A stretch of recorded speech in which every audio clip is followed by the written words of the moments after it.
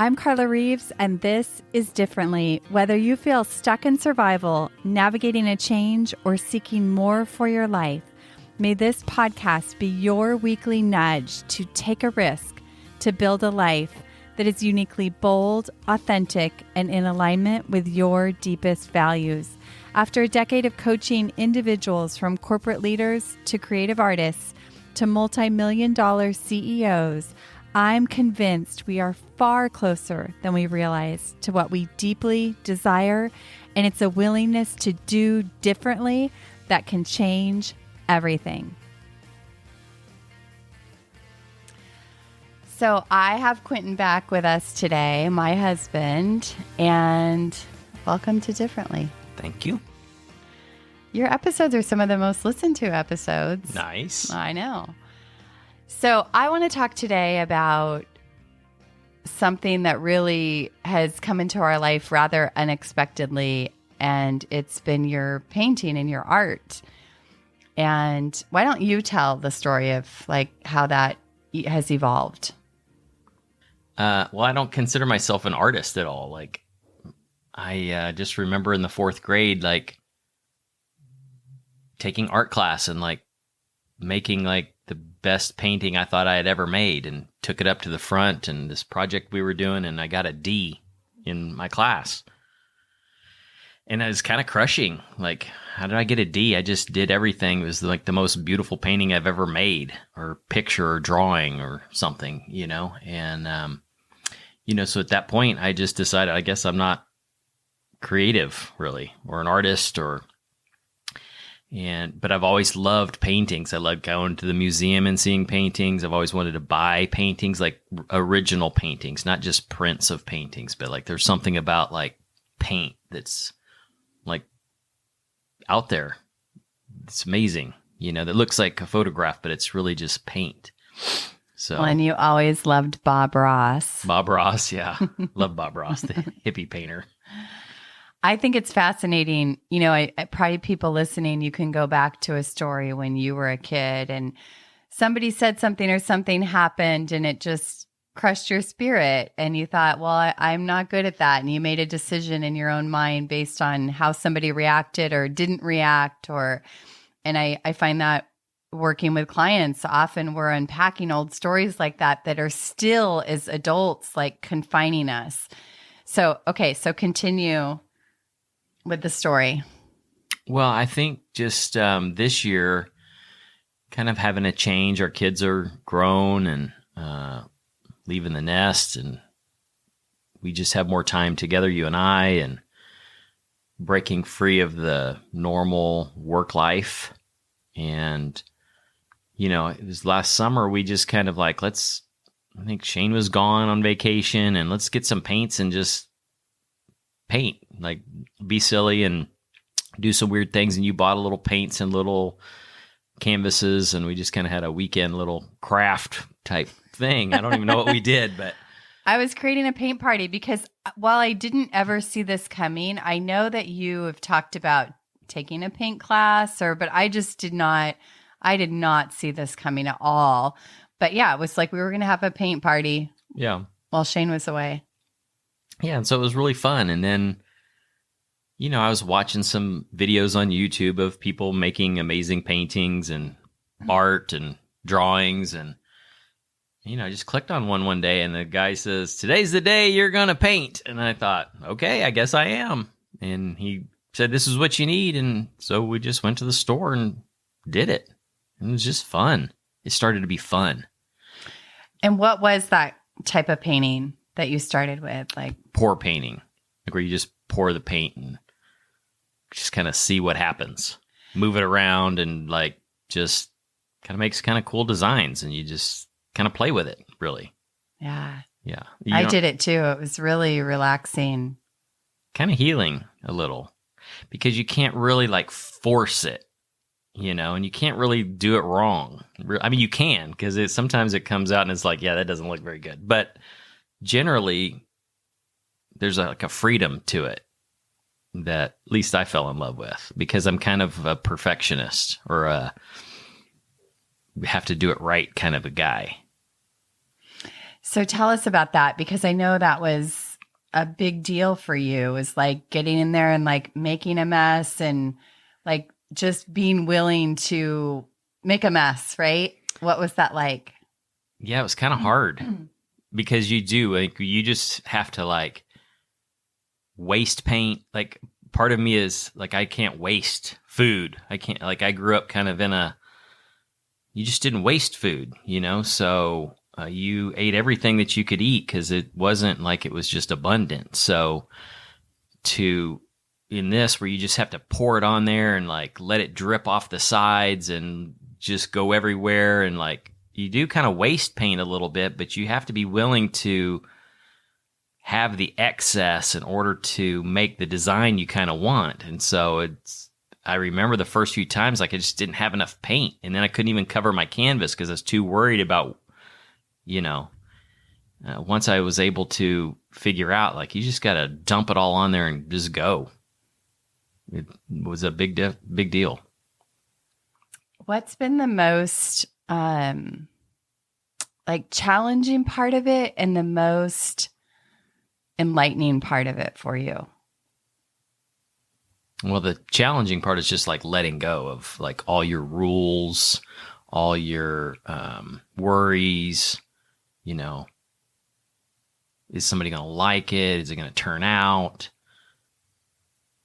And like once you can get past like it doesn't really matter, you actually can start to make things that like really look cool, and it's like kind of surprises you, how good it looks. And so then it's been fun, like really tinkering with new techniques and new ideas and how you can move the paint so that it looks really different and cool and makes different shades, or I don't even know what you'd call it, just depth.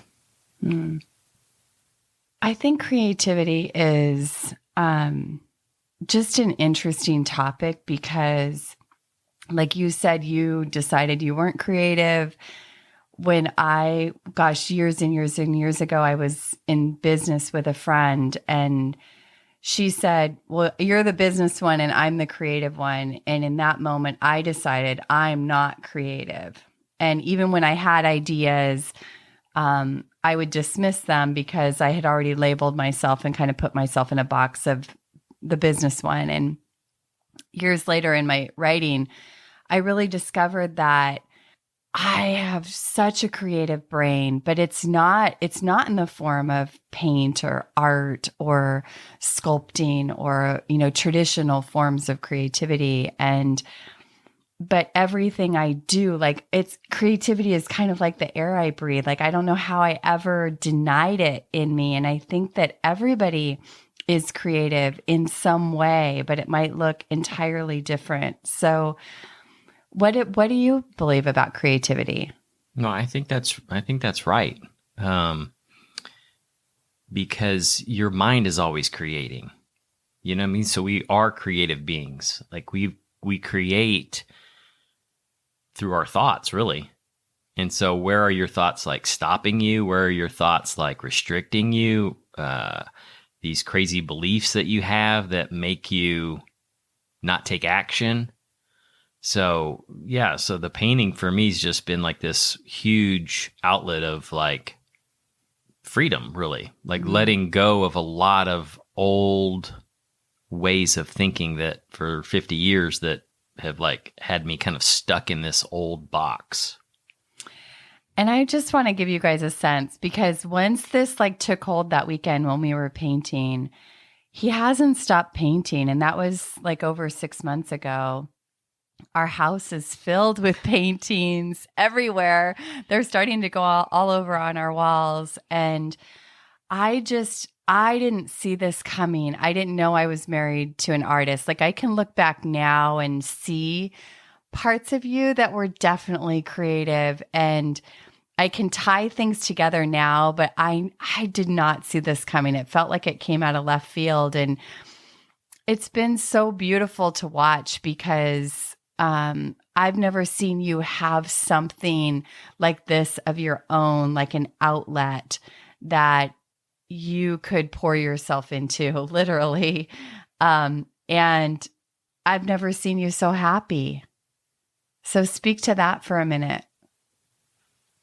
Yeah, I don't know why it makes me happy, but it's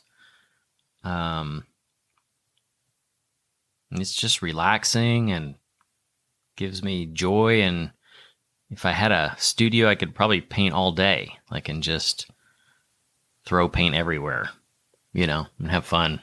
That's our dream. We're going to have a studio someday, maybe in Costa Rica.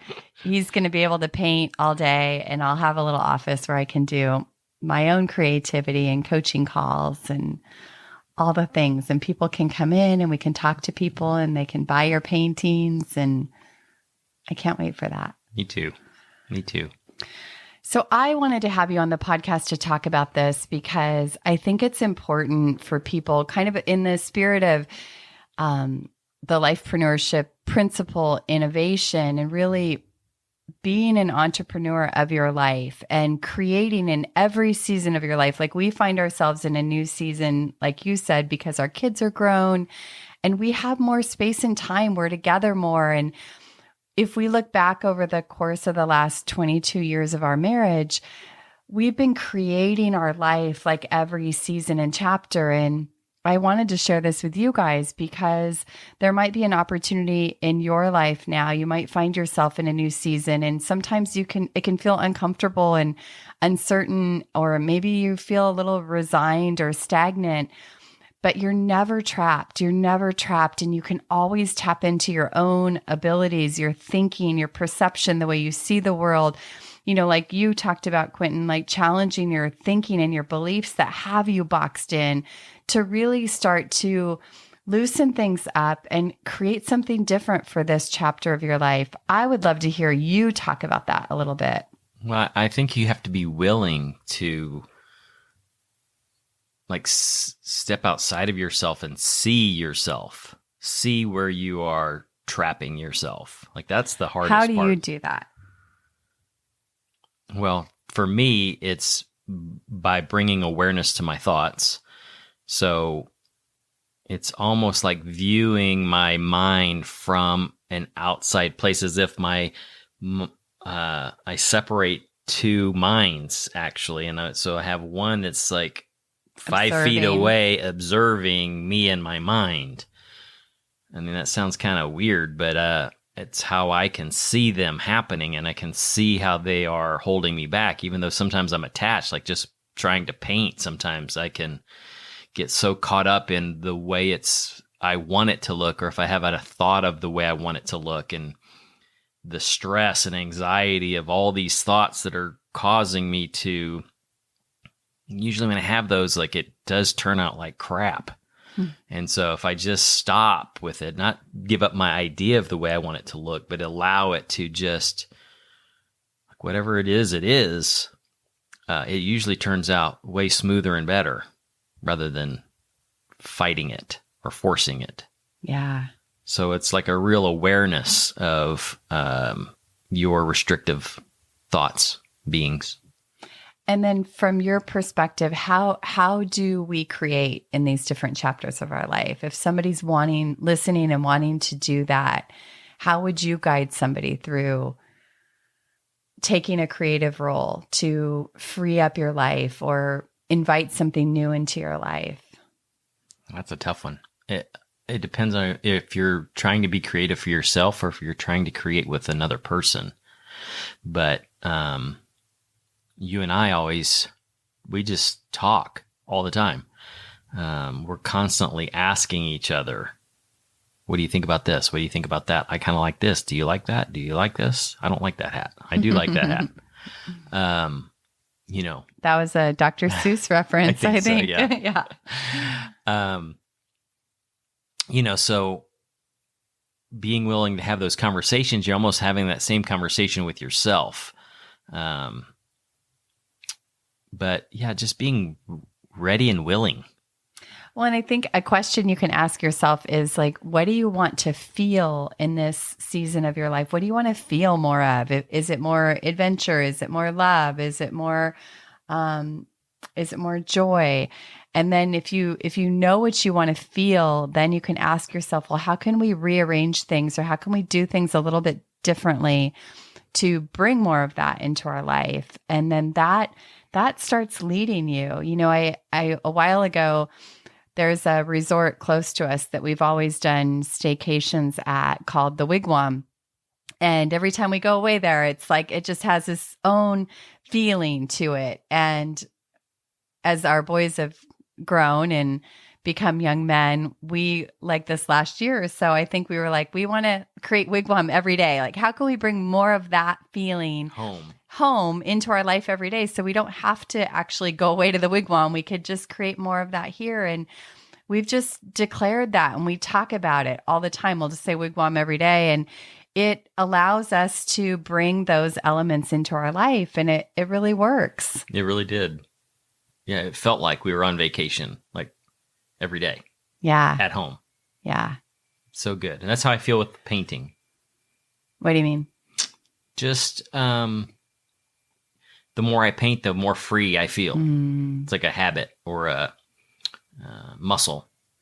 Well, I think that's such a great point, is the practice part of it and the willingness to just show up and paint. Yeah. For no other reason but to paint. So we hope that this inspires something in the season you find yourself in, whether it's a new creative endeavor or inviting something new into your everyday life. Where can people find out about your painting and follow you? So I'm on, you can just tell them. No. I'm on Instagram, created_living. Yeah, and you can see all his paintings there and kind of the evolution of this journey. And it's been so inspiring for me to watch you. You know, you're 50, right? We're in our 50s, and it's never too late. It's never too late to take up something that you wanted to do when you were in 4th grade. Yeah. It's never too late. Challenge your own rules. We get to create and invent this life. We may not always be able to control the things that are happening in our life, but there's so much that we have ability to innovate and change the way in which we, I guess, relate to our circumstances to bring more goodness into our life. So it's been inspiring for me to watch you. I've learned so much watching you. And just, letting go and not being attached to the outcome and just getting in there and making a mess. So good. Thanks for being here. Love you. Love you too. Have a great day, everybody. I hope you enjoyed this conversation. Hey, thanks for tuning into this episode of Differently. I hope it stirred your thinking, and I invite you to take one inspired action from something that stood out to you. If you want to hear more conversations like this, be sure to hit follow on your favorite podcast app. And if this episode could impact someone you know, please help us spread the word and pass it along. Remember, new episodes drop weekly. See you next week.